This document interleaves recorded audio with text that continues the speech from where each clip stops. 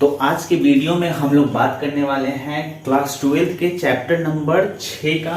ये video number जो है वो होने वाला है 4, यानी कि इस टॉपिक का ये वीडियो नंबर 4 होने वाला है, यानी कि चौथा वीडियो है जो कि चैप्टर है तत्वों के निष्कर्षण के सिद्धांत एवं धातुकर्ण। तो हम लोग सबसे पहले धातु की प्राप्ति के लिए क्या किए थे? सबसे पहले हम लोग धातु की खोज में निकले तो हमें खनिज की प्राप्ति हुई, और जब ये खनिज, इन खनिजों में से हम लोगों ने अयस्कों को छाटा, यानी कि वैसा खनिज जिससे आसानी से धातु को प्राप्त हो जाए, यानी कि अयस्क। और अयस्क में क्या था? गैंग था। तो इस गैंग को हम लोग अयस्क से अलग किए, यानी कि सांद्रित किए। तो हम लोग सांद्रण इसका करेंगे। तो आज के वीडियो में हम लोग देखेंगे कि सांद्रण क्या होता है और इसे करने की कितनी विधियां हैं। सारे विधियों के बारे में हम लोग बारी बारी से डिस्कस करेंगे। तो देखिए, धातु को प्राप्त करने चले, खनिज मिला।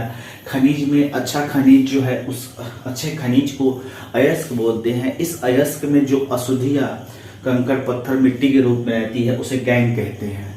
अब इसको हम लोग क्या करेंगे? अयस्क से जो अशुद्धियां है इसमें, इसको अलग करने की जो विधि है वो कहलाता है सांद्रण। और अलग अलग तत्वों के लिए अलग अलग सांद्रण करने की विधि होती है। 5 विधियों के ऊपर हम लोग बात करेंगे। तो आइए बारी बारी से हम लोग देख लेते हैं। तो सबसे पहले अयस्कों का सांद्रण, सांद्रण को ही हम लोग क्या कहते हैं? प्रसाधन कहते हैं, या तो इसको हम लोग कह सकते हैं सज्जीकरण। सांद्रण को प्रसाधन या सज्जीकरण कह सकते हैं। देखिए, तो देख यहाँ है अयस्कों के सांद्रण का डेफिनेशन लिखा हुआ है कि किसी अयस्क से किसको? गैंग को अलग करने की क्रिया को हम लोग क्या कहते हैं? सांद्रण कहते हैं। किसी अयस्क से, देखिए यहाँ अयस्क में गैंग है और इसी गैंग को अगर हम लोग अलग कर देते हैं तो इस प्रक्रिया को हम लोग क्या कहते हैं? अयस्कों का सांद्रण। तो सांद्रण जब हम लोग करेंगे तो हम लोग को यहां से प्राप्त होगा सांद्रित अयस्क। क्या प्राप्त होगा? सांद्रित अयस्क। तो पहले हम लोग का जो आज का टॉपिक है वो है सांद्रण। तो सांद्रण को देख लेते हैं, ठीक है? तो सांद्रण का हम लोग परिभाषा देख लिए। उसके बाद हम लोग यहाँ दूसरे पॉइंट में लिखा हुआ है कि सांद्रण के लिए मुख्य रूप से निम्न विधियों का प्रयोग करते हैं। निम्न विधियों का प्रयोग करते हैं। पहला जो है हमारा वो है गुरुत्वीय पृथक्करण विधि। फर्स्ट है गुरुत्वीय पृथक्करण विधि। इस विधि को हम लोग बोलते हैं द्रवीय धावन विधि भी बोलते हैं। क्या? द्रवीय धावन विधि बोला जाता है। द्रवीय धावन विधि बोला जाएगा। दूसरा जो है हमारा है चुंबकीय पृथक्करण विधि। चुंबकीय पृथक्करण विधि, और ये दूसरा हुआ। पहला गुरुत्वीय पृथक्करण विधि, इसको द्रवीय धावन विधि भी बोला जाता है। दूसरा जो है वो है चुंबकीय पृथक्करण विधि। अगला जो है तीसरा नंबर वो है फेन प्लवन विधि। क्या? फेन प्लवन विधि, ये हम यहां बोल सकते हैं झाग प्लवन विधि। क्या? झाग प्लवन विधि। फेन प्लवन विधि बोले या तो झाग प्लवन विधि बोल सकते हैं। अगला जो है वो है हमारा विद्युत स्थैतिक सांद्रण। क्या? विद्युत स्थैतिक सांद्रण। और लास्ट जो है हमारा वो है रासायनिक विधि। रासायनिक विधि, या हम लोग इसको बोलते हैं निक्षालन। निक्षालन का नाम आप लोग सुने होंगे क्लास 10th में। ये सारा टॉपिक है हम लोग को पढ़ने के लिए। निक्षालन को ही हम लोग एक और नाम जो कि लीचिंग है, लीचिंग के नाम से जानते हैं। तो इस वीडियो में हम लोग बारी बारी से इन टॉपिकों पे डिस्कस करेंगे, ठीक है?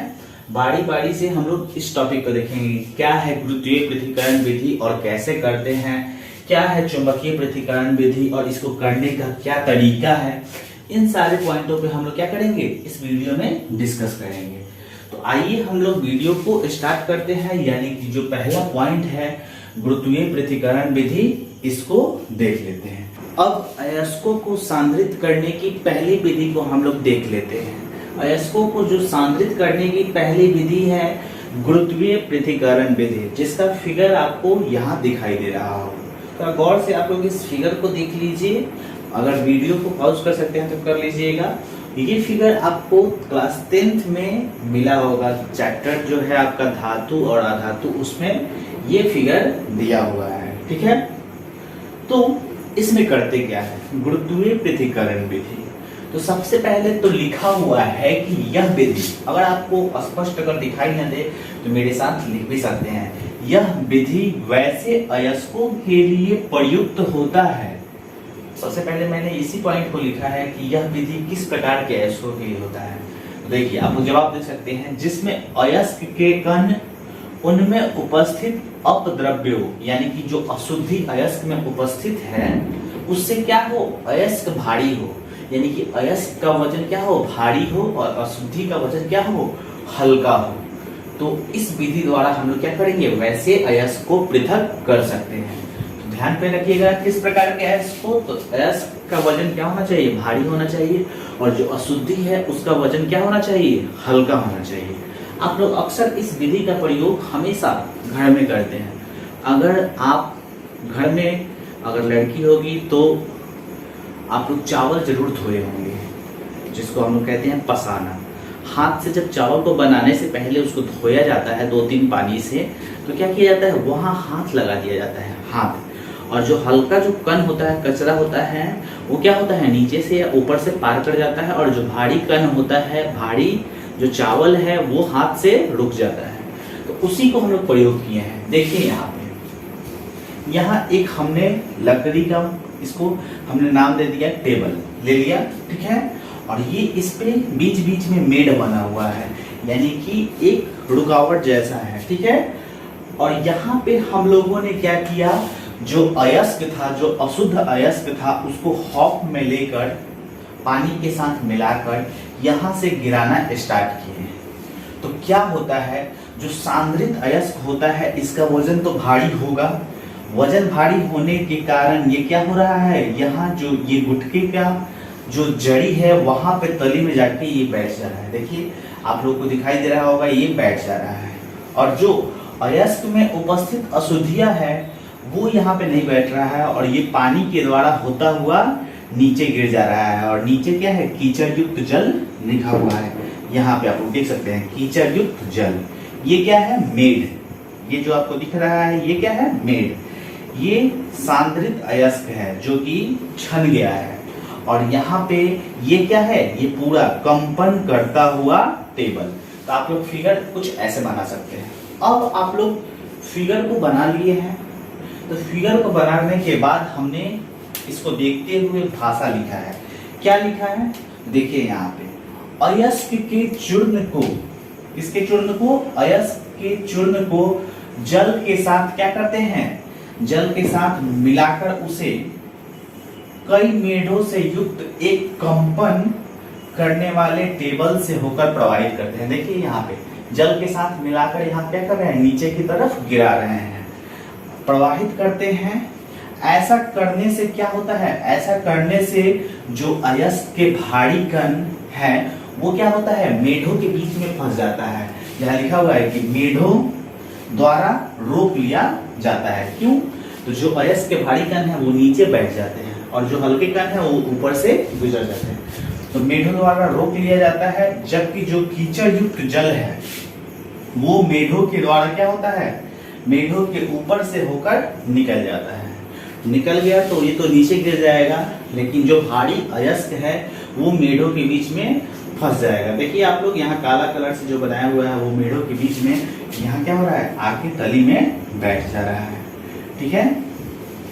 तो ये हमारा अयस्क क्या हो गया, अयस्कों का यहाँ पे सांद्रण हो गया। तो वही लिखा हुआ है सांद्रित अयस्क। ये क्या है, सांद्रित अयस्क। और जो इसमें अशुद्धि थी वो क्या हो जा रही है, नीचे गिर जा रही है। तो गुरुत्वीय पृथक्करण विधि हो गया। अब चलिए तो अब हम लोग बात कर लेते हैं अयस्क के सांद्रण की दूसरी विधि, जो कि है चुंबकीय पृथक्करण विधि। तो सबसे पहले हम लोग जान लेते हैं कि चुंबकीय पृथक्करण विधि किस प्रकार के अयस्कों के साथ सांद्रण में प्रयुक्त किया जाता है।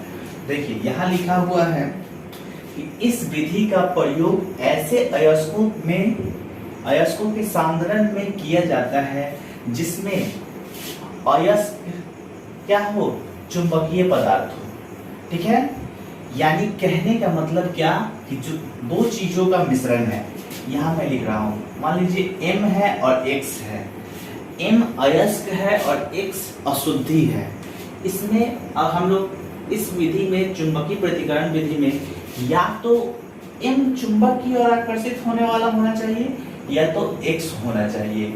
यानी कि या तो अयस्क चुंबकीय होना चाहिए या तो जो अशुद्धि है वो चुंबक की ओर आकर्षित होने वाला होना चाहिए, तभी जाके वो निकलेगा। ठीक है, वही लिख रहा है जिसमें अयस्क क्या हो, चुंबकीय पदार्थ हो, या फिर अयस्क में उपस्थित अशुद्धि चुंबकीय पदार्थ हो। दोनों में से तो एक होना ही चाहिए, ऐसा नहीं होगा कि दोनों होगा। एक ऐसा होना चाहिए जो कि चुंबक की ओर आकर्षित होने वाला हो, तभी जाके ये दोनों क्या होगा, अलग अलग होगा। देखिए इसके लिए हमने क्या किया है, ये फिगर भी देखते जाइए और यहाँ पे जो मैंने भाषा लिखा है उसके साथ ये फिगर आपको पूरा समझ में आ जाएगा। तो सर्वप्रथम दिए गए चित्र के अनुसार मैग्नेटिक रोलर तैयार करें। ये मैग्नेटिक रोलर हमने तैयार किया है जिसमें एक तरफ मोटर फिट है, दूसरी तरफ चुंबक है। ठीक है, तो चुंबक के ऊपर से, इसके ऊपर से बेल्ट चढ़ाया हुआ है, बेल्ट का पट्टी चढ़ाया हुआ है। जब हम मोटर को स्टार्ट करेंगे तो ये मोटर गति करना स्टार्ट हो जाएगा। इसकी गति मान ले इस दिशा की ओर है, ऐसे ये घूर्णन कर रहा है। इस पे अब हम लोग क्या करते हैं कि जो अयस्क, अशुद्धि युक्त अयस्क होता है उसे पीस कर एक हॉपर में डालकर इस पट्टी के ऊपर क्या करते हैं, गिराते हैं। देख लीजिए यहाँ गिर रहा है। तो ये क्या होता है, जो अशुद्धि होता है, यहाँ पे जो अयस्क होता है, मान लीजिए अगर अयस्क चुंबकीय है तो वो क्या होगा, घूमते हुए जाएगा और चुंबक की ओर आकर्षित रहेगा। यानी कि जहां तक चुंबक है वहां तक वो चुंबक के में पट्टी में चिपका रहेगा, और जो अनुचुंबकीय पदार्थ है वो यहाँ से गिरना स्टार्ट हो जाएगा। तो देखिए हमने दो बर्तन लिया है, जो यहाँ पे गिर रहा है उसको इस बर्तन में एकत्रित किया है, और जो चुंबकीय पदार्थ है वो यहाँ यानी कि रोलर के नजदीक आके गिर रहा है, तो उसे हम लोग एकत्रित यहाँ से कर रहे हैं। ठीक है, तो दोनों अलग हो गया, यानी कि m भी अलग हो गया और x भी अलग हो गया। m को हमने अयस्क माना था और x को अशुद्धि माना था। तो मान लीजिए कि x है, ये क्या है, ये x है और ये m है, तो अयस्क हमको प्राप्त हो जाएगा लास्ट में। तो देखिए भाषा में है कि अब इस रोलर के बेल्ट पर हॉप के द्वारा, देखिए हॉप के द्वारा पीसा हुआ अयस्क डालते रहते हैं। ऐसा करने पर क्या होता है, जो चुंबकीय पदार्थ है वो रोलर के नजदीक, रोलर के समीप क्या हो रहा है, एकत्रित हो रहा है, और जबकि अनुचुंबकीय जो पदार्थ होता है वो रोलर से क्या हो रहा है, दूर गिरता है जाकर। इस तरीके से हम लोग क्या करेंगे, चुंबकीय विधि द्वारा, चुंबकीय पृथक्करण विधि द्वारा हम लोग क्या करते हैं, अयस्कों और अयस्कों में उपस्थित अशुद्धियों को सम्मिलित करते हैं। तो मैं उम्मीद करता हूं कि आपको ये दोनों पॉइंट समझ में आया होगा।